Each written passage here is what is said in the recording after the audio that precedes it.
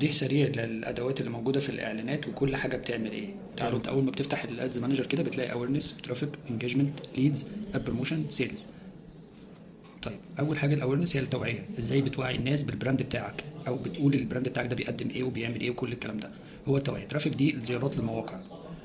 انجيجمنت دي اللي هو التفاعل، سواء رسائل او سواء فيديو فيوز، او لو انت بتعمل ريلز الناس تخش على الفيديو تشوف انت بتعمل ايه، او الريلز ده بيتكلم عن ايه. او انجيجمنت هي الرسائل اللي العميل بيبعت لك رسائل على الخاص. ليدز دي اللي هي اللي انت بتجيب بيها العملاء، واكتر الناس اللي بتستخدمها هي الناس بتاعت الريل استيت او الشركات الاستثمار والتسويق العقاري. تمام. الاب بروموشن دي اللي هي خاصه بالابلكيشن، لو عايز تعمل حملات اعلانيه خاصه بالابلكيشن.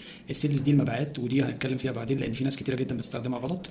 تمام. دي السيلز هي خاصه لو انت عندك ويب سايت او كده بتعمل عليه مبيعات. تمام. دي كده الاهداف بتاعه الحملات الاعلانيه لما حضرتك بتخش على الادز مانجر. طيب حضرتك بتخش على الادز مانجر منين؟ من هنا. حضرتك بتكتب ادز مانجر عادي، يبقى بتخش على دول، على النقط دي، بتختار اد من هنا، بتفتح لك الادز مانجر على طول.